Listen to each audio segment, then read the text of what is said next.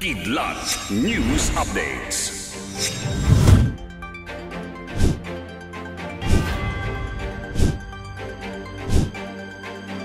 Ako po si Cesar Soriano, kasama ang buong puwersa ng Kidlat News Channel para ihatid ang mga nangungunang balita sa buong kapuluan.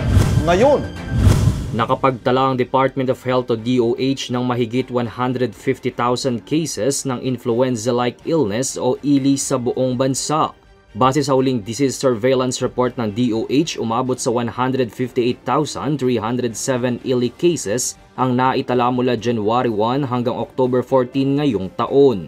Mas mataas ito ng 46% kumpara sa 108,065 ILI cases na naitala sa parehong mga buwan noong nakaraang taon. Nanguna sa listahan sa may pinakamataas na kaso ang Davao Region, sinundan ng Northern Mindanao at pumangatlo naman ang Central Visayas. Ngunit bumaba naman ngayong taon sa 222 kumpara sa 415 na naitalang kaso ng namatay dahil sa sakit noong 2022. Una na ding nagbabala ang DOH na maaaring tumaas pa ang bilang ng influenza-like illness sa bansa ngayong paparating na holiday season. Inaasahan ng mga economic managers ng Administrasyong Marcos na malalampasan ang target ng government revenue collections dahil sa mga improvements sa pamahalaan at pangongolekta ng buwis. Sa isang statement, sinaad ng Development Budget Coordination Committee o DBCC ang emerging total revenue collection sa taong 2023 ay posibleng umabot mula 3.84 trillion pesos hanggang 3.90 trillion pesos. Higit na mas mataas ito kumpara sa unang projected revenue collection ng DBCC na may halagang 3.73 trillion pesos. Sinaad ng DBCC na sila'y nakikipag-ugnayan na sa Bureau of Internal Revenue at Bureau of Customs para sa implementasyon ng mga reforma para palakasin ang tax administration sa bansa. Pinag-uusapan ngayon ng Commission on Elections sa COMELEC ang posibilidad na isailalim sa kontrol ng naturang ahensya ang 3rd District ng Negros Oriental, ang distrito ng dating kinakatawan na expelled congressman na si Arnolfo Teves Jr. Ayon kay COMELEC Chief George Erwin Garcia, magbababa sila ng desisyon sa susunod na linggo kung mapupunta sa kontrol ng naturang ahensya ang buong distrito para sa gaganaping December 9 special elections.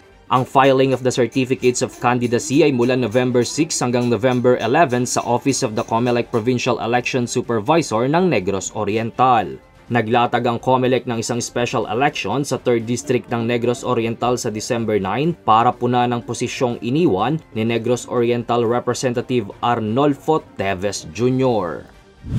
Inaasahan namang maglalabas ng desisyon ang Commission on Elections sa COMELEC sa susunod na linggo tungkol sa petisyon na idiskwalipika ang Smartmatic sa bidding nito para sa voting equipment sa 2025 midterm elections. Ayon kay COMELEC Chairperson George Erwin Garcia na nakatakda ng ipresenta ang draft ng resolusyon sa COMELEC NBank sa Miyerkules, November 8 para sa final decision nito. Dagdag pa ni Garcia na gusto ng COMELEC na bago mag-umpisa ang mga bidding ay mauna munang mapagdesisyonan ng issue ng Smartmatic.